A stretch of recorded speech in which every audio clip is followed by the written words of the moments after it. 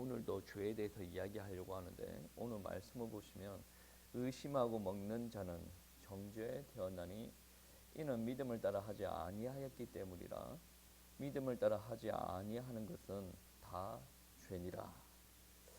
믿음에서 우러나오는 행위가 아니면 다 죄다 라고 오늘 말씀에서 표현하고 있는데 얼마 전에 제가 목사님들 통해서 소식을 하나, 총회 소식을 하나 들었는데, 총회 모임을 할 때 아주 극소수지만 목사님 중에 어떤 분이 우리 동성연애자도 하나님의 사랑이 필요하지 않습니까? 우리는 그들을 정죄하는 것이 아니라 하나님의 사랑을 보여줘야 됩니다. 그래서 우리 교단도 동성연애자들을 받아들입시다. 그런 이야기를 했어요. 여러분이 이 말을 들으면 어떤 생각이 듭니까? 생각이 드냐라고 물었는데 생각을 안 하고 어떤 생각이 드세요? 동성연애자를 받아들여야 된다.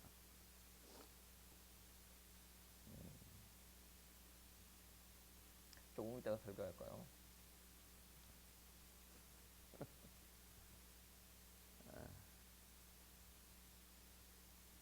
여러분 동성연애자들을 바라보면 어떤 생각이 듭니까?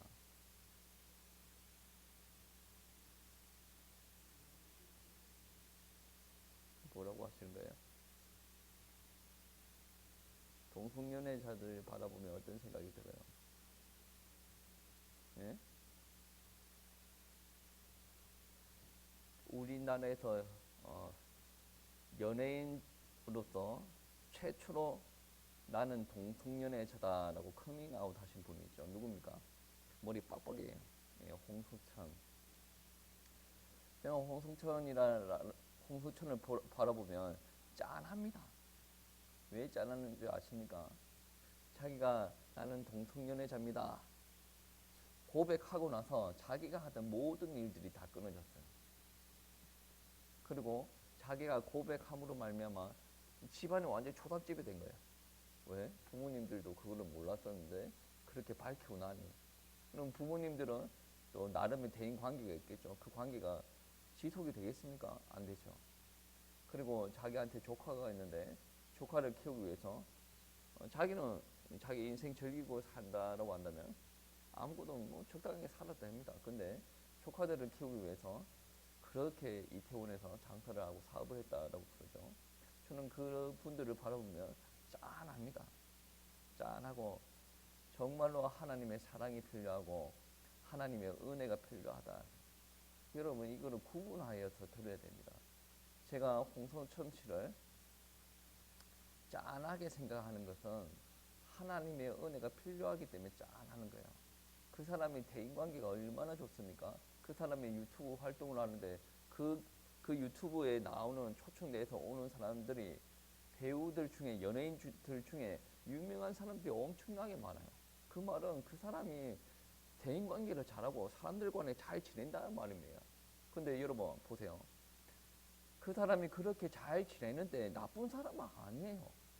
나쁜 사람이 아니란 말이에요. 하나님의 은혜가 없을 뿐이야. 하나님의 은혜가 없으니까 하나님께서 법으로 정해놓은 그것에 대해서 무지하다. 무지하기 때문에 자기가 모르고 자꾸 죄를 범하고 있다는 거죠. 그런데 목사라는 사람들은 그러한 현상을 보고 진단을 똑바로 해야 돼요. 불쌍한 거는 불쌍한 거고 말씀은 말씀이고 진단을 똑바로 해야 될 거 아니에요. 그 사람들 보면 불쌍합니까? 불쌍하지 않아요. 불쌍해. 사랑이 필요합니까? 사랑이 필요하지 않습니까? 사랑이 필요하단 말이에요. 근데 그 사람들이 사랑이 필요하다라고 해서 하나님께서 그거를 죄라고 이야기했던 것을 목사가 최근 지침이 과해서 하나님의 사랑이 필요한 사람, 그 사람들에게 그들이 하는 행위는 죄가 아니다. 받아들이자라고 하는 것은 이거는 초등학생이나 할 수 있는 사고예요. 여러분 한번 생각해 보세요. 저희 집에도 애들 키워요. 애들 키우는데 애들이 말을 안 듣고 막 그래. 측은한 거랑 양육하는 거랑 다른 문제예요. 애가 닭똥 같은 눈물을 흘려. 측은해요. 내가 예전에 박사 공부할 때 애를 제대로 관리 못 해줬어요. 측은합니다. 부부의 아버지 빈자리가 있었어요. 측은합니다. 그래도 잘못한 거 있으면 가르쳐야지. 요즘 부모들은 이상한 부분들이 많아. 왜 그렇게 측은한 게 많은지 몰라. 측은하니까 안 가르쳐. 저번에 어떤 이야기를 들었는데 유치원에 다니는 학부모가 상담을 신청했대요. 근데 상담을 신청했는데 우리 선생님이 학부모가 먼저 이야기를 시작했으니까 선생님이 뭐 이런 부분도 있고 저런 부분도 있고 애들이 이렇게 생각하고 저렇게 생각하고 자기 애에 대해서 이야기했어요. 그러면 그 말을 들었던 학부모가 그거는 A의 스타일인데 AS 그러면 상담 신청을 왜 했는지 그러고 나서 이제 초등학교 올라가면 선생님들한테 똑바로 안 앉아 있어 막 돌아다니다가 막 혼나. 그때도 왜 애 스타일을 존중을 못하고 왜 선생님은 화가 많아가지고 그런 이야기 할 거예요. 교회 안에서도 마찬가지예요. 여러분 이때까지 고생한가 하면 생각해 보세요. 뭐 사람답게 살아본 적이 있습니까? 여러분이 생각할 때는 나는 뭐 충분히 즐기고 살았습니다라고 하겠지만 하나님의 입장을 한번 보세요. 태어날 때부터 마귀의 자식으로 태어나가지고 태어날 때부터 하나님의 사랑을 못 받고 태어났어요. 태어날 때부터 부모가 죄인이었어요. 부모가 제대로 상처를 받지 못하고 부모가 하나님의 사랑을 제대로 받지 못해서 죄의 찐들린 성품 가지고 여러분을 양육했단 말이에요. 제대로 하나님의 사랑도 못 받아보고 그런 여러분을 바라볼 때 하나님의 신령을 어떻게 했습니까? 측은하겠죠. 측은한 거랑 가르치는 거랑 다른 문제예요. 하나님은 사랑의 하나님이다 라고 표현하죠. 그리고 한쪽은 공의의 하나님이다. 하나님은 우리를 위해서 아들까지 내어줄 수 있는 분이에요. 그런데 우리 죄의 문제를 해결하기 위해서 아들까지 내어주실 수 있는 분인데 우리가 죄를 범하지 않습니까? 공의의 하나님이에요. 재판하시는 하나님이란 말이에요. 죄를 범하면 그 죄에 대해서 반드시 재판하신다라는 말씀입니다. 이 땅에 있는 많은 죄인들이 하나님에 대해서 착각을 하고 있어요. 하나님은 사랑의 하나님이야. 내가 이런 짓을 하든 저런 죄를 범하든 다 하나님께서 나를 사랑하신. 하나님께서 여러분 사랑을 안 한다고 안 했어요. 자녀를 바라보는 눈이 잘못됐다는 거예요. 사랑하면 무조건 다 용서합니까? 아니죠. 사랑하면 잘못된 길로 가면 회초리를 드는 게 부모입니다. 우리 하나님께서 그렇게 하신다라는 말씀입니다. 분명한 것은 제가 이야기한 동성연애를 바라보는 목사님들 안에서 동성연애자들을 사랑한다. 그들도 하나님의 사랑을 필요로 하기 때문에 우리가 우리 교단에서는 그분들을 받아들이자라고 이야기하는 것은 사랑을 이야기하는 것이 아닙니다. 뭔가 좀 계몽된 사람처럼 그렇게 이야기하는데 그것은 사랑이 아니에요. 하나님께서 말하시는 사랑이 아니란 말이에요. 동성연애 하는 사람들도 하나님께서 사랑을 하십니다. 사랑하려고 합니다. 근데 하나님의 사랑은 기준이 있어요. 내가 사랑하는 그 인간을 하나님께서 사랑을 하실 때 잘못된 것을 고치시기를 원하시는 하나님께서 말씀으로 그것은 죄가 아니다라고 이야기를 하십니다. 근데 인간이 목사가 됐다고 해서 하나님의 말씀을 자꾸 뒤집어 엎고 막 그러면 됩니까? 안 됩니까? 안 돼요. 이것은 어디까지 올라선 거예요? 하나님의 자리까지 올라선 거예요. 하나님이 분명히 아니다고 했는데 왜 사람이 기다라고 합니까? 교만한 거죠. 의심하고 먹는 자는 정죄되었나니 이런 믿음을 따라 행하지 아니하기 때문이다. 여기에서 말하는 믿음은 단순히 은혜를 통하여서 우리에게 믿음이 왔다. 하나님께서 은혜 주셨기 때문에 우리에게 믿음이 왔다. 그거를 단순하게 그런 이야기를 하는 것이 아닙니다. 어원을 찾아보면 어떤 게 있냐면 여기에서 말하는 믿음은 단순한 감정적인 믿음을 두고 이야기하지 않습니다. 논리적, 경험적으로 확신할 수 있을 정도로 굳게 잡은 믿음이라는 거죠.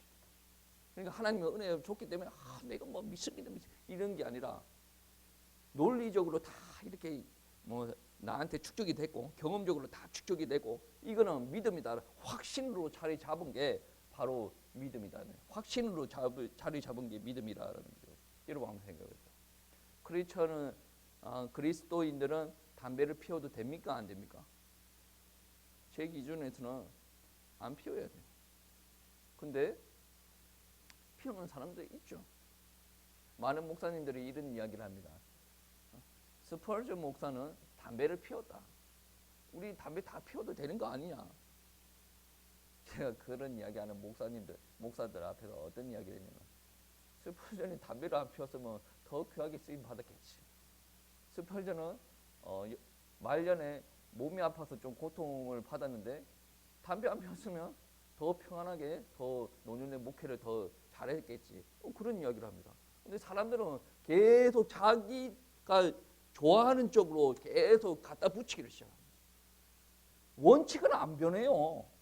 원칙은 안 변합니다. 성경책에 담배를 피워라 말하라는 성경 구조는 없죠. 그런데 우리가 담배를 피므로 말미암아 기타 등등의 많은 일들이 일어납니다. 하나님 앞에 영광 올려드리는 영광을 차라리 가리는 일들이 일어난다. 그러면 아니야지. 세상과 벗어나지 말라라고 이야기를 했지 않습니까? 세상과 벗어나지 말라라는 것이 무슨 말입니까? 술 취하지 말라라는 것이 무슨 말입니까?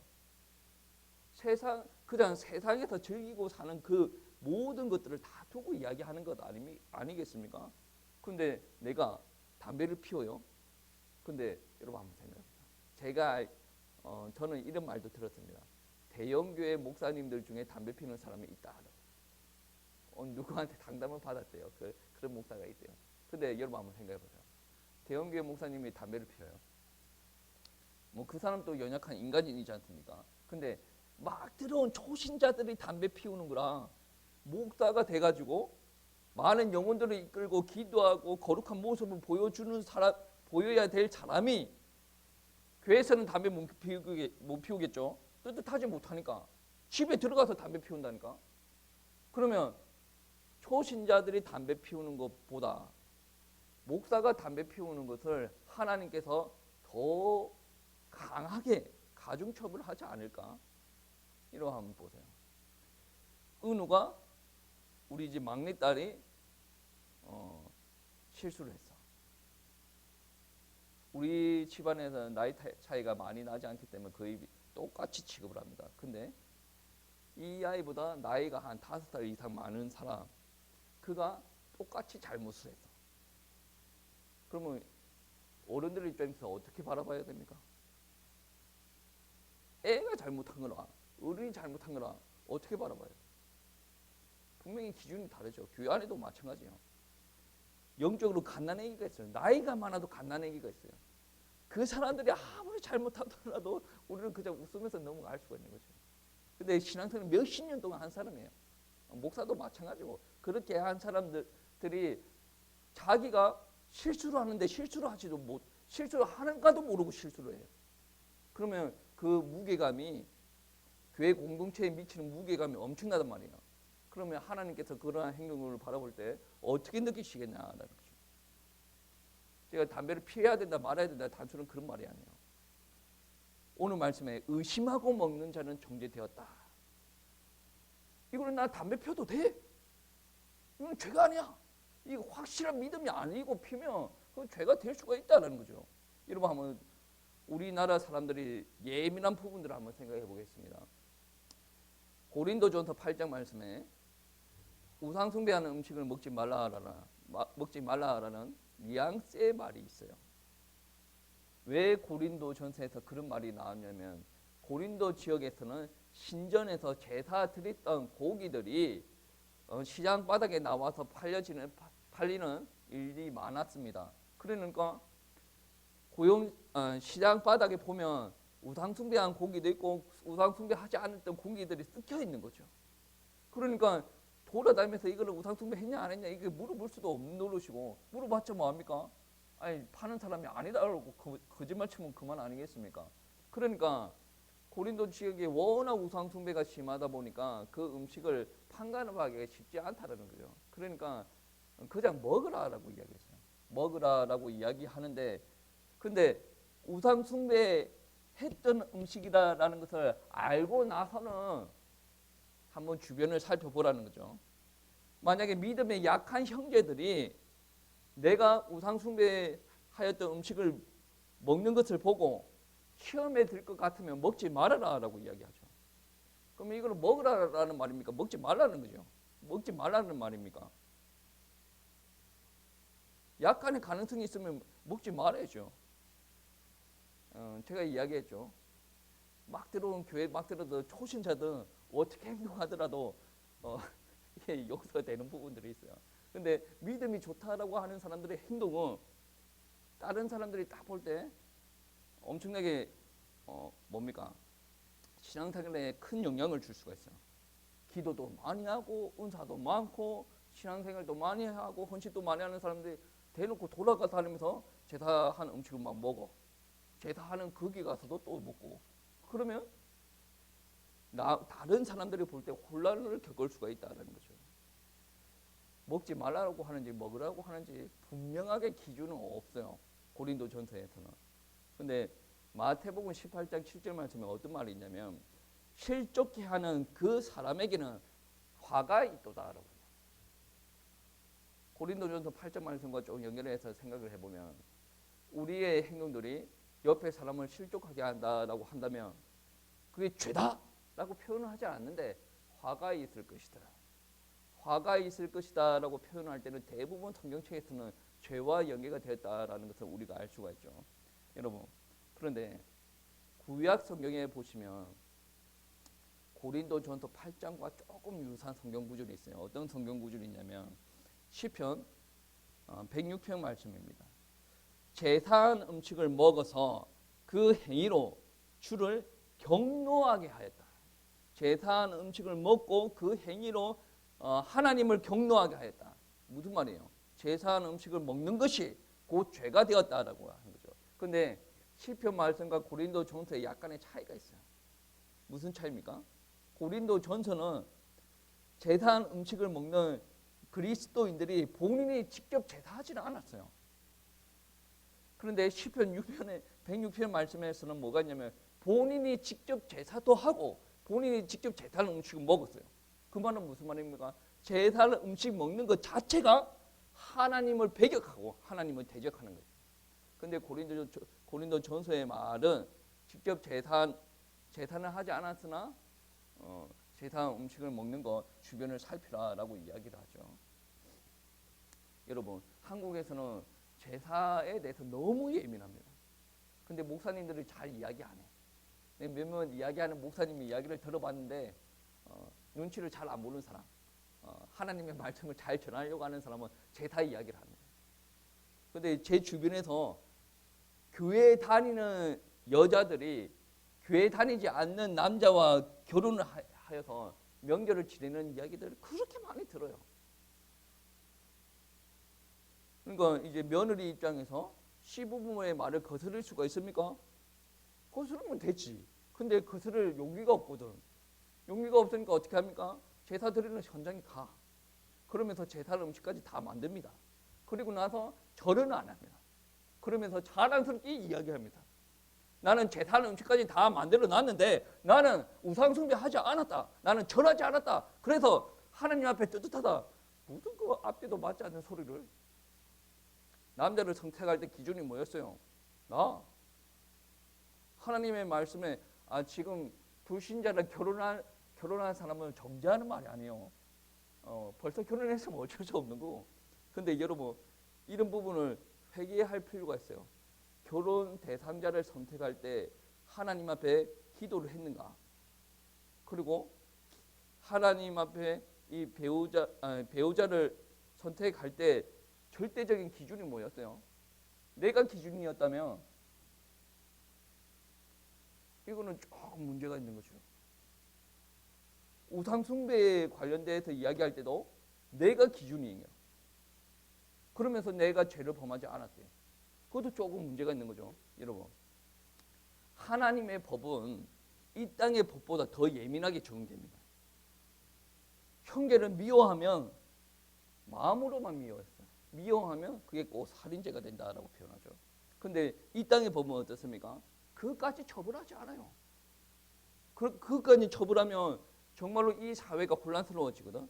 그러니까 이 사회가 혼란스러워지지 않을 만큼 이 땅에 있는 사람들의 삶을 최소한으로 통제를 한단 말이에요. 많이 통제하면 어떡합니까? 폭동이 일어나니까. 여러분 한번 보세요. 제사하는 것이 죄라라고 생각을 한다면 옆에서 부침개를 붙여준 사람을 우리는 법적으로 따지면 뭐라고 표현하겠습니까? 죄가 없는 겁니까? 여러분, 친구가 도둑질을 한대요. 친구가 도둑질을 하는데 그 친구가 저보고, 경곤아, 내가 도둑질 하려고 하는데 너는 그냥 막만 봐줘. 난 도둑질 안 해도 돼. 내가 도둑질 한다니까 너는 막만 봐. 그러면 이거 형법적으로 죄가 안 됩니까? 나는 막만 봤는데 나는 그 집안에 돈에 손도 안 댔어요. 나는 막만 봤다니까 나는 죄가 없어요. 그렇게 이야기하면 경찰이 죄가 없구나 그렇게 합니까? 이거는 여러분, 우리 형법적으로 이야기를 하면, 이 우리나라 법으로 이야기하면 이거는 공범이라 그래요. 안에 들어가서 돈을 뺏어 왔거나 돈을 뺏어 오려고 하는 사람, 뺏어 오려고 하는 행위를 유용하게 하기 위해서 망을 본 사람, 그 사람도 공범이라고 합니다. 공범이라는 것은 혼자 범행을 저지를 수가 있는데 여러 사람이 협력해서 죄를 범할 때 공범이라는 표현을 씁니다. 그러면 공범은 정범과 똑같이 처벌하는 게 있어요. 정범이 이게 공범을 정범이라 똑같이 처벌한다라는 이 말을 쉽게 표현하면, 도둑질한 놈 있잖아요. 그게 정범이거든.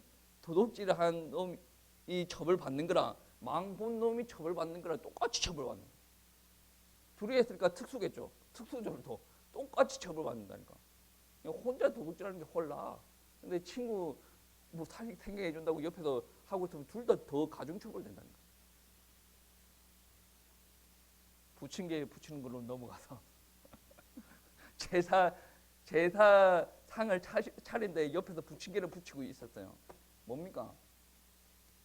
하나님의 법은 더 예민한데 우리나라 법을 조금 비유를 하면 뭡니까? 부침개 붙이고 있는 것은 우리 시갓집 어른들이 제사 더 잘할 수 있도록 내가 도와주고 있는 거 아니에요. 뭐예요? 공범. 방조 아니에요. 공범. 방조도 처벌될 수도 있는데 공범은 공범. 그러니까 공범은 죄의 정범과 똑같은 형벌로 처한다. 그게 비유를 하면 우상 숭배한다고 절하는 놈이나 점 붙이고 있는 사람이나 똑같이 처벌을 한다는 거예요. 그 기준은 어디예요? 하나님의 법.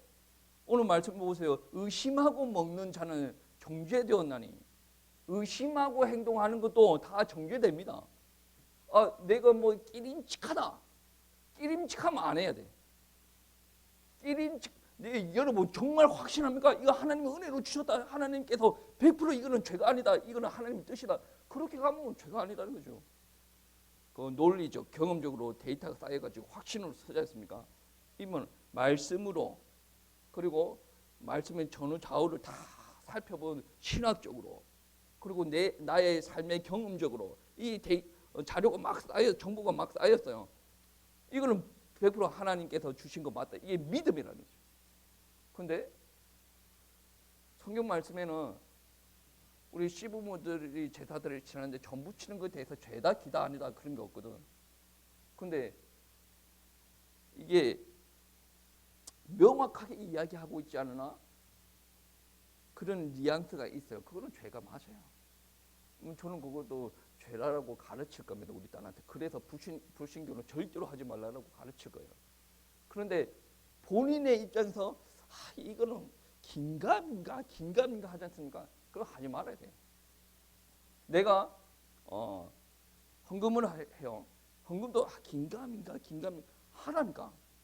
하나님께서 헌금하지 말라고 한 적이 없어요. 근데 내가 내 기준을 할까 말까 그거는 기림직하면 하는 겁니다. 여러분, 신약 성경에서도 이게 명백하게 우상숭배는 명백해요. 근데 우상숭배에 관련된 행위를 할 때 그게 죄다 아니다라는 거 명백한 기준을 제시하고 있지 않은데 분명한 것은 그렇습니다. 고린도전서 10장 20절 말씀에 보시면 우상 숭배하는 것들은 귀신에게 죄하는 것이다. 그리고 고린도전서 8장 말씀해 보시면 믿음이 약한 자를 실족할 수 있으므로 먹는 것을 삼가라. 사도행전 15장 말씀에 초대 교회에게 우상의 제물을 멀리하라라고 권장합니다. 이 권장을 받고도 끼림칙하면서 나는 하고 싶어도 그 행동을 합니다. 그게 죄다는 거죠. 의심을 하고 약간의 끼림칙 의심을 가지고 있으면서 하는 것은 죄다. 많은 사람들 그런 이야기를 합니다. 술 취하지 말라고 했지 술을 먹지 말라고 했냐? 나는 안 취할 만큼 먹을 그 안 취한다라는 기준이 뭘까? 끼림칙하면 먹지 마세요. 끼림칙하면 뭐 이런 설교가 정말로 여러분 숨통을 막히게 하는 부분들이 있습니다. 근데 여러분 숨통이 왜 막힐까? 여러분이 이 세상에서 하는 모든 행동을 내려놓기 싫기 때문에 숨통을 막히는 거예요. 그냥 하나님께서 나에게 고삐를 잡고 계십니다. 그러니까 나는 경주마고 하나님께서는 나를 인도하시는 그 뭡니까 말 위에서 타는 그 나를 조종하시는 분이에요. 이거는 제가 비유한 게 아니라 초대 교부들이 이런 비유를 했어요. 우리가 고삐를 잡혔다라고 한다면 그분한테 나의 모든 것을 맡기는 거예요. 오른쪽으로 가자 그러면 오른쪽 가면 되고 왼쪽으로 가자 그러면 왼쪽으로 가면 되고 저 1km 밖에 맛있는 물이 있어 1km까지 한번 달려보자 그러면 달리면 되고 그런데 저와 여러분은 어떻습니까? 오른쪽으로 가자 그럴 때 왼쪽으로 갈래 계속 힘을 주고 가는 거예요. 계속 힘을 주면 뭡니까? 힘은 아프지. 하나님의 말씀이 여러분을 숨을 쪼게 하는 것이 아닙니다. 여러분의 삶을 안 나와서 그래요. 죄의 침례를 받았다라고 했지 않습니까? 발끝부터 머리끝까지 죄에 탁 잠겨있는 사람들이 하나님의 말씀에 순종하기가 쉽습니까? 어렵죠. 그래서 여러분 죄를 고백하면서 내가 예수 그리스도와 함께 장사되었다가 부활하셨다라는 다 진례를 받고 신앙의 고백을 했어요. 그럼에도 불구하고 나는 육신의 것들 하나님 앞에 못 내려놓겠다. 나는 여전히 명절 때 우리 어머니 아버지 보러 가야 되겠다. 어디 있는데? 하늘에 있겠지. 근데 무덤에 간단 말이에요. 여러분 한번 보세요. 왜 굳이 우상 숭배하는 그 시기에 맞춰서 거기 찾아가느냐 그 말이지. 그렇게 보고 싶으면 아니 뭐 1월 1일에도 가도 되지 않습니까? 1월 1일. 그러니까 1월 1일은 해 뜨는 거 봐야 되고 12월 25일은 교회 성탄절 행사해야 되고 다 날이 정해져 있어. 세상 문화 안에 갇혀가지고 죽었던 아버지를 보는 날이 딱 정해져 있단 말이야. 그때 가는 거예요. 누가 보더라도 그거를 우상숭배로 볼 수가 있는 영역인데 여러분 그거를 우상숭배가 아니라고 100% 이야기할 수가 있어요? 끼림착한 거 있죠? 끼림착한 거 있으면 죄라니까. 제가 제 숨통을 쪼고 여러분의 숨통을 쪼는 게 아니에요. 내려놔야 거는 내려놔야 된다. 왜 그렇게 이기적으로 신앙생활을 합니까? 하나님께서 저와 여러분을 구원하기 위해서 모든 걸 다 바쳤는데 여러분은 여러분을 위해서 포기를 한 개도 안 해. 그래서 여러분 힘든 거예요. 그래서 내가 자꾸 하나님을 기다리게 하는 거예요. 나로 말미암아 하나님의 일을 하게 하고 그 행위로 말미암아 하나님께서 영광 받으시기를 원하는데 내가 계속 이야기를 안 들으니까 어떻게 합니까? 나도 나름대로 숨통이 막히고 하나님께서 답답한 거다라는 것이죠. 여러분 죄에 대해서 어느 정도 주관적인 면이 있습니다. 왜 그러냐면 우리 마음에 의심을 먹게 하는 것은 성령께서 우리 안에서 역사하고 계시기 때문에 그런 거 아니겠습니까? 하나님을 모르는 사람들이 우상 숭배하는 것과 하나님을 아는 사람들이 우상 숭배하는 것은 하늘과 땅 차이입니다. 우상 숭배에 대해서 둘 다 똑같은 죄입니다. 근데 우리가 하나님을 믿기 때문에 하나님의 말씀에 역사합니다. 성령께서 우리 안에서 역사하세요. 성령께서 계속 그거는 아니다, 그거는 죄다라고 이야기하는데 나는 마음의 소리를 무시하고 우상 숭배의 자리까지 걸어갑니다. 뭐예요? 하나님께서 그렇게 은혜 주셨고 그렇게 가르쳤고 그렇게 말씀 주셨는데 내가 하나님의 뜻을 무시한 거예요. 어느 부분에서는 죄가 조금 주관적인 성향들이 있다는 거죠.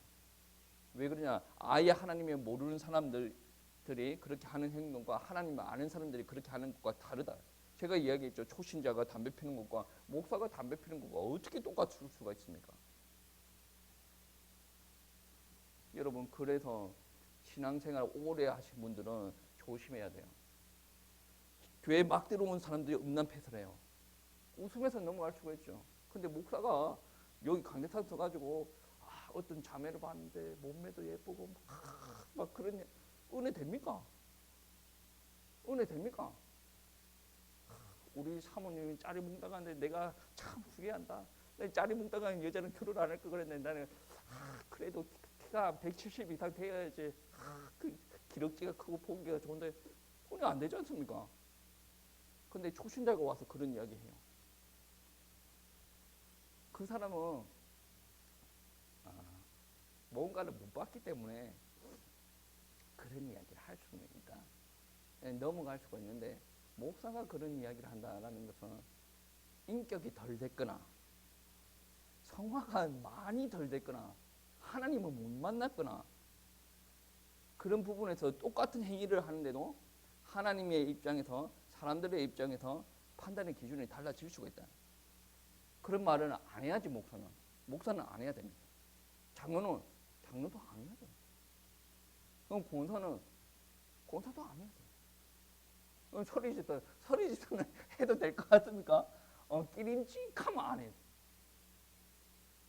그러니까 교회 모든 문화를 목사가 고래고래 고함 지른다고 해서 교회 문화가 잡히는 게 아니에요.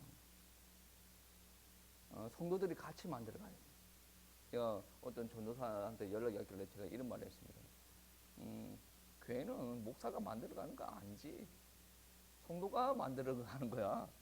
근데 성도가 그 말씀의 기준이 명백하지 않기 때문에 목사는 그거를 전할 뿐이고, 물론 목사는 그 기준에 부합하기 위해서 모범을 보여야 돼. 근데 성도가 안 따라오면 어쩔 수 없는 거지. 성도들이 변화될 수 있도록 목회자는 기도해야 되는 거죠. 그런 이야기를 했습니다. 여러분, 오늘도 죄에 대해서 이야기했고 3주 전부터 죄에 대해서 이야기했습니다. 이 죄의 공통된 점은 무엇인 줄 아십니까? 자신이 하나님 노릇하는 거예요. 그게 죄의 핵심입니다. 오늘은 무엇입니까? 분명히 하나님께서 죄라고 이야기했습니다. 근데 그것을 내가 죄가 아니래. 동성연애자 사랑해야 돼요. 그렇기 때문에 받아들입시다. 죄가 아닌 것으로 하십시다. 그렇게 이야기합니다. 자기가 하나님의 영역으로 간 거예요. 우상 숭배하는 것들, 우리 명절 때 이게 돌아가신 어르신들 방문하는 것들 하나님은 아니라고 이야기하는데 본인이 괜찮다라고 이야기를 합니다. 그러면 이것은 우리가 자식으로 또 당연히 하는 거 아닙니까? 누가복음 16장 말씀을 은혜를 못 받았어요. 그 부자가 이제 어디로 떨어집니까? 그 불구덩이에 떨어지죠. 그러면서 하는 말이 있어요. 자기는 불구덩이에 떨어졌으나 자기 형제 자매들 내가 있는 쪽으로 안 오게 하기 위해서 저 나사로를 보내달라. 부모님은 안타깝지만 지옥 아니면 천국에 가 계세요. 그러면 우리 부모님이 지옥에 있던 천국에 있던 우리에게 원하는 바가 무엇일까요? 나의 시체가 있는 그 앞에 와서 눈물 찔찔거리고 있는 것을 원하는 것이 아니라 하나님 앞에 가가지고 예배 잘 드린 것을 원하는 거 아닙니까? 때에 따라서는 뭐 추억에 젖어가지고 가끔 뭐 그렇게 할 수는 있겠지. 그런데 우상 숭배하는 날에 굳이 그렇게 해야 되냐라는 말씀입니다. 그거를 합리화시키는 게 뭐라고 이야기합니까? 죄. 하나님은 아니라 그런데 나는 기라는 거, 그게 죄다라는 거죠. 죄는 행위로 표출되기도 하는데 나는 하나님이 없이 살아도 됩니다. 라는 의사를 가지고 있는 것 또한 죄가 된다는 거죠. 그렇기 때문에 우리는 어떻게 해야 됩니까? 내 기준이 강하고 나는 거룩한 사람이다. 나는 윤리적으로 흠없는 사람이다. 라고 생각하고 있다라고 하더라도 하나님의 은혜가 필요합니다. 하나님께서 동행하여 주시옵소서. 이 강력한 자아를 하나님께서 부스러뜨려 주셔가지고 정말 하나님께서 말씀하시는 대로 받아들이는 사람이 될 수 있도록 하나님께서 은혜 허락하여 주시옵소서.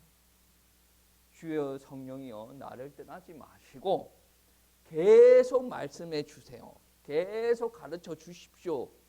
그렇게 이야기를 해야 맞는 겁니다. 여러분 신앙생활 할 때 변론하는 사람들 많아요. 변론하는 사람들 딱 특징을 보면 자기 생각 안에 갇혀 있어요. 자기는 틀린 게 없대. 그래서 변론하는 자기의 끼리끼리 맞는 사람들과 변론하는 거예요. 끼림직한 거 하나도 없어요? 끼림직한 거 있으면 여러분 잘못하는 거예요. 변론하려고 하지 마세요. 그 누구도 여러분 잘못했다 그러고 이야기하지 않습니다. 근데 지레짐작 자기네들이 자기를 변론하고 앉으네. 변론하지 마세요.